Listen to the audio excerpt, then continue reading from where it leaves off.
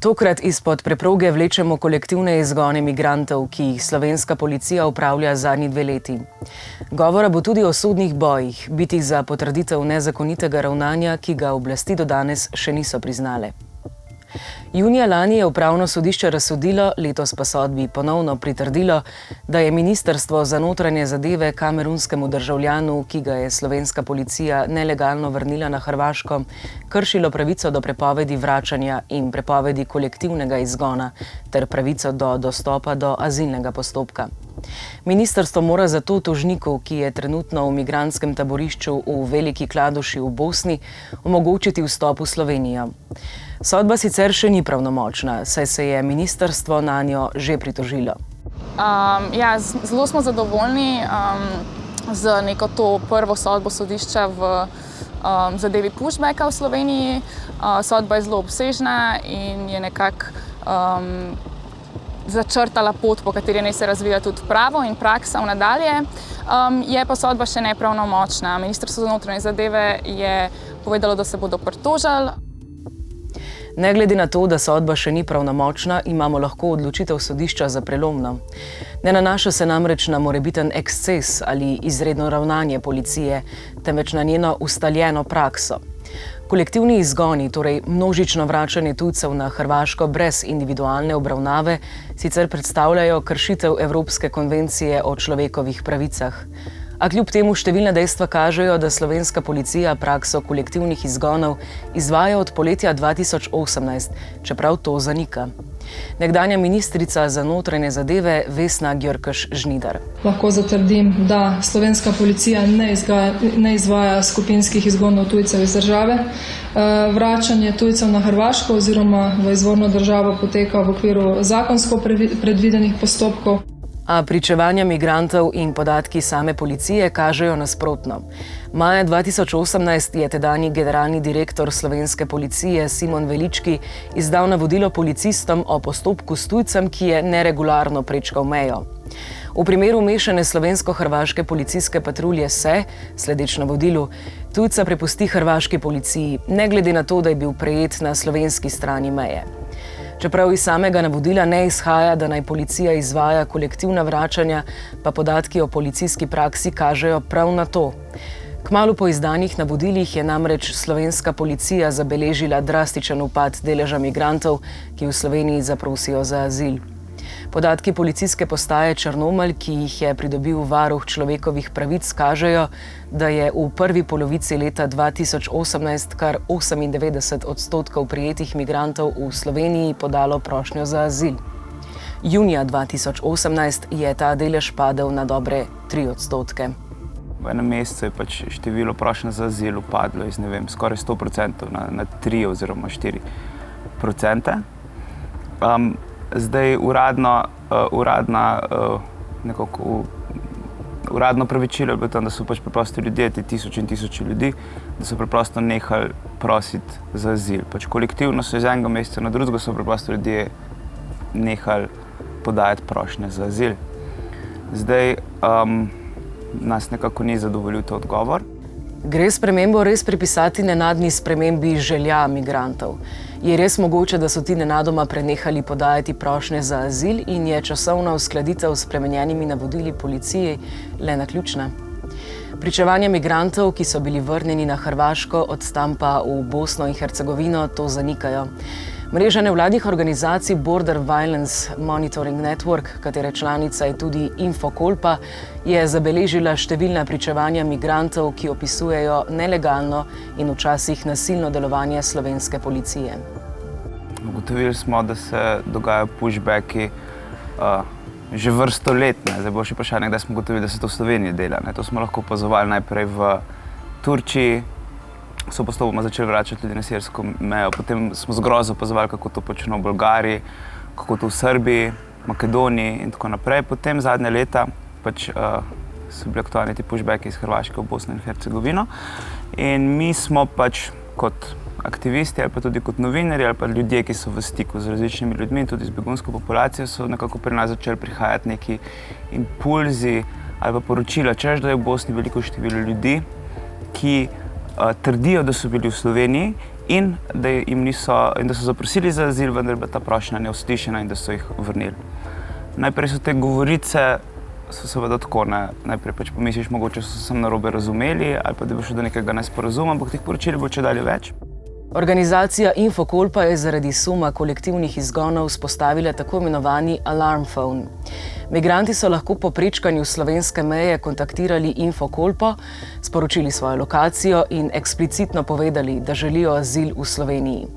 Infocall pa je nato o tem obvestila policijo. Namen te prakse je bil po eni strani zagotoviti, da policija prošnje za azil ne bi mogla spregledati, če pa bi migrante kljub temu vrnila na Hrvaško, bi po drugi strani nudila dokaz o nelegalnem vračanju.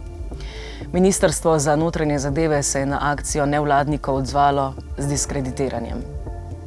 In so pač takrat razglasili, češ da nevladniki grozijo policiji. Na neki strani, to, kar je bila grožnja, je bilo tam, da so pač oni seveda poslali mail in jih opomnili na njihovo zakonsko dolžnost, da sprejmejo prošnje za azil in seveda, če je dolžnost, je seveda na drugi strani tudi neka sankcija. Ko je postalo jasno, da Slovenija izvaja kolektivne izgone, obenem pa to zanika in poskuša diskreditirati organizacije, ki to razkrivajo, so te začele iskati načine, da se prakso sodno razišče.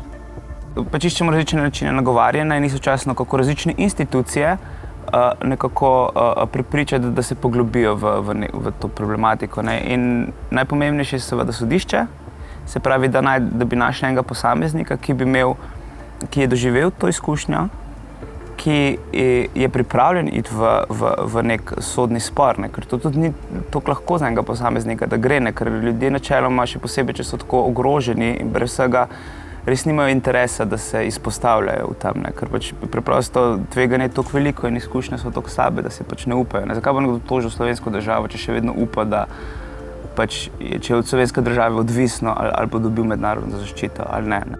In res je primer policijske obravnave Kamerunca sodišče označilo za nezakonito, pri čemer gre za prakso, s katero je bilo nelegalno vrnjenih že okoli 25.000 ljudi.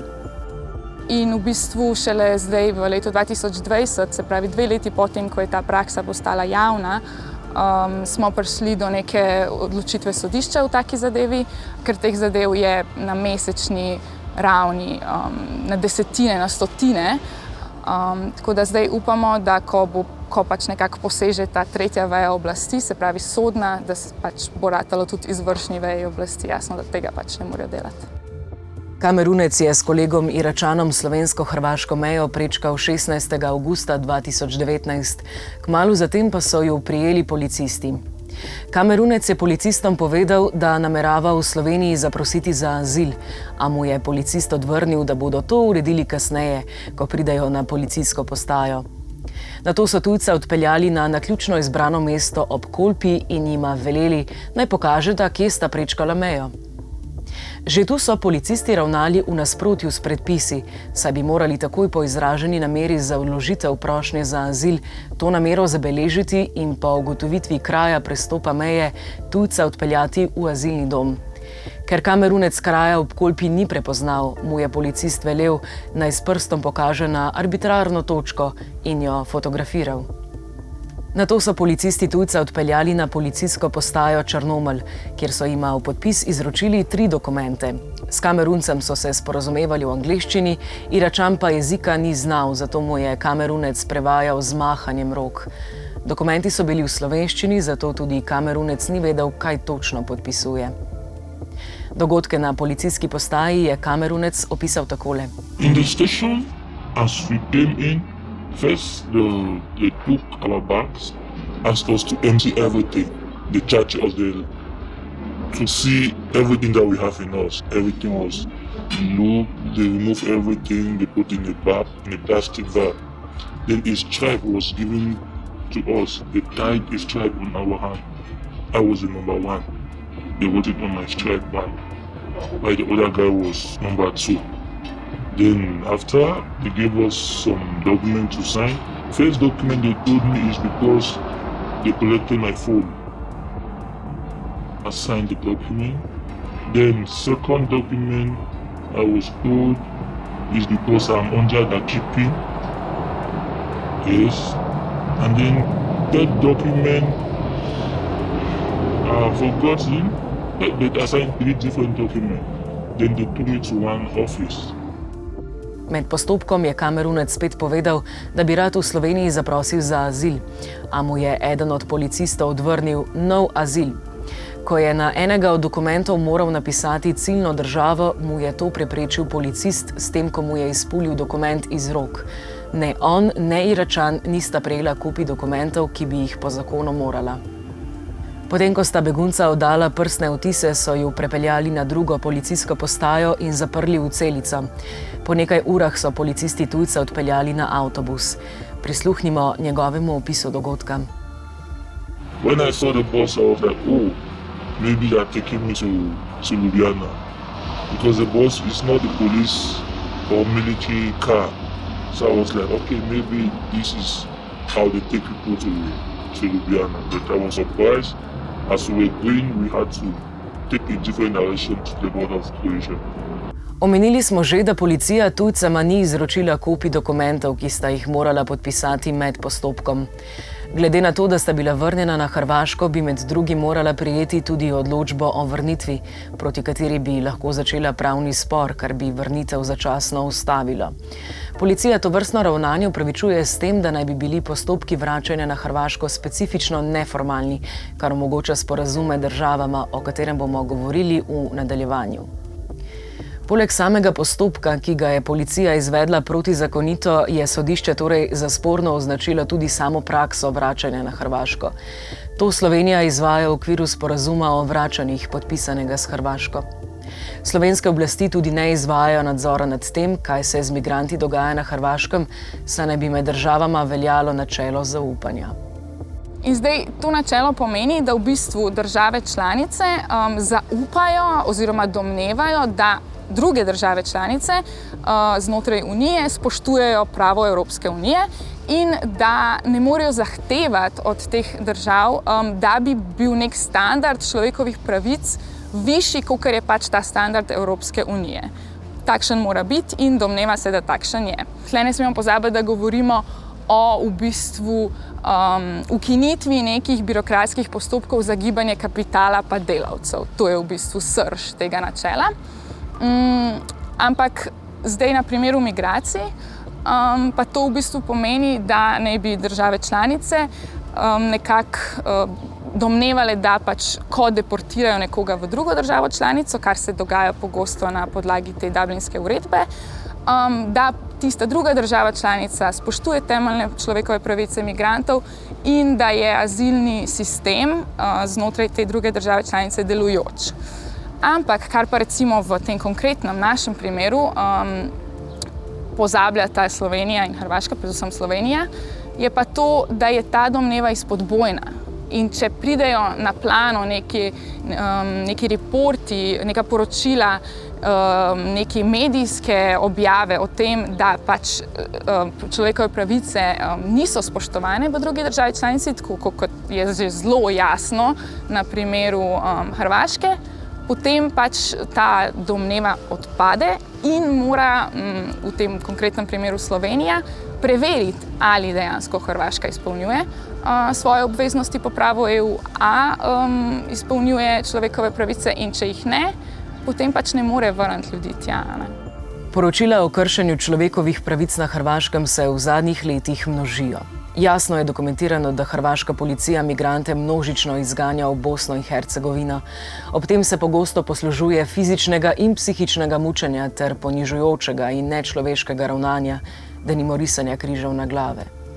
Obenem jim uničijo ali vzamejo telefone in denar, včasih celo čevlje, spalne vreče in drugo.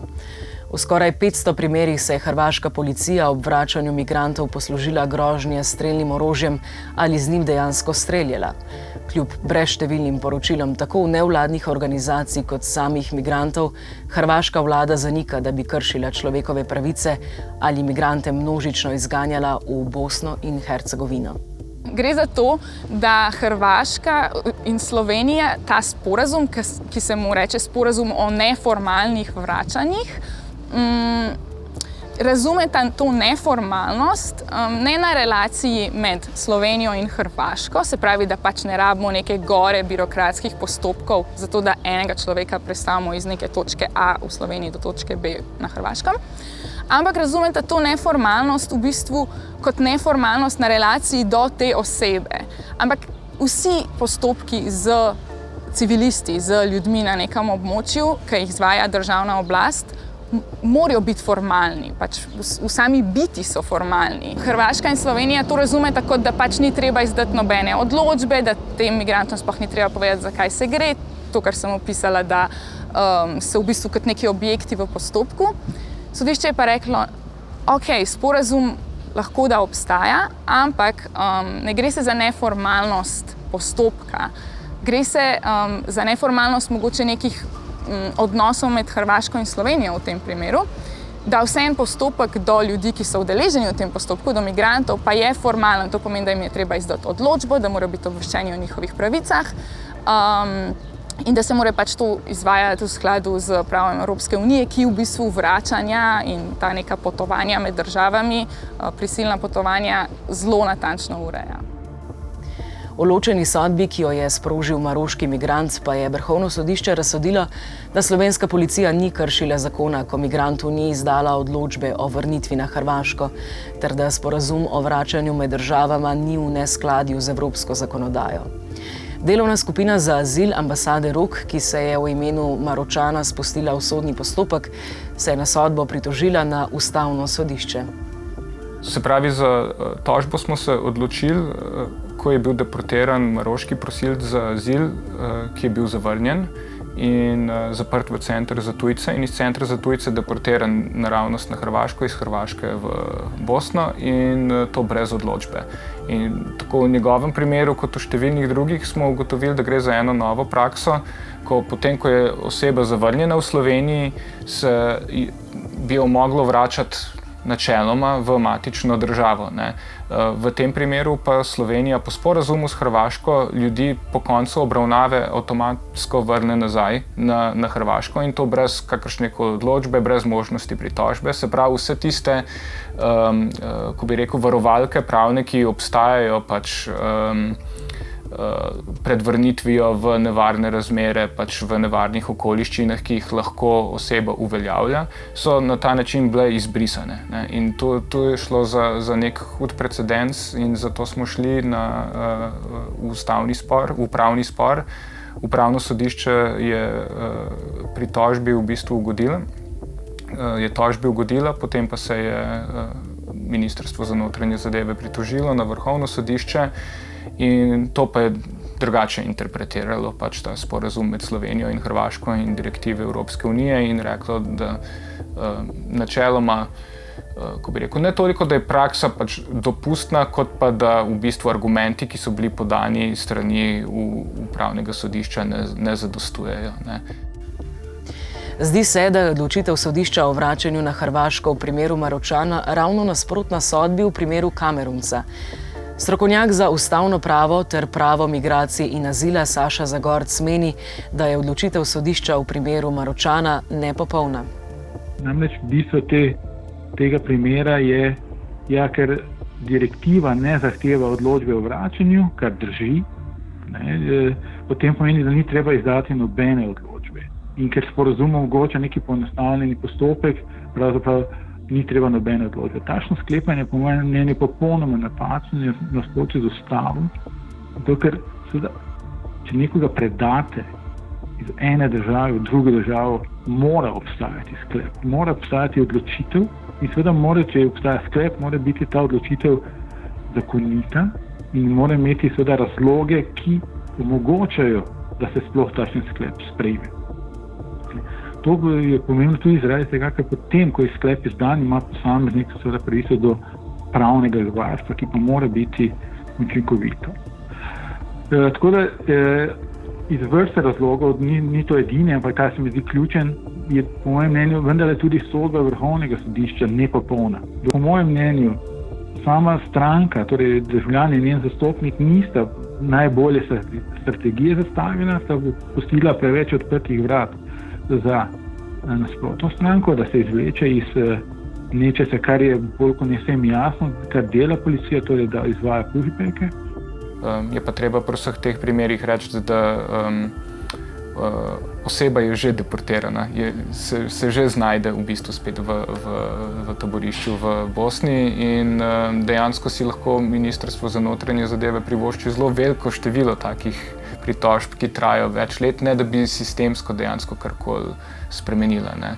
In to je žal spoznanje, ki ga imamo, da ne glede na to, kaj počnemo na institucionalnem področju, se neka praksa na terenu vrši mimo vsega ostalega, jo je zelo težko nadzorovati, je zelo težko na njo vplivati.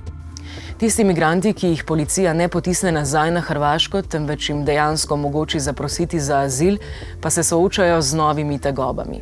Lani poleti je policija tudi prosilce za azil, ki še niso prejeli končne odločbe ministrstva o podelitvi azila, začela zapirati v center za tujce v Postojni, kjer nimajo svobode gibanja. Prav tako tam na deportacijo čakajo migranti, katerih prošnja ni bila uslišana. Razmere v centru za tujce pa izpod preproge vlečemo naslednjič.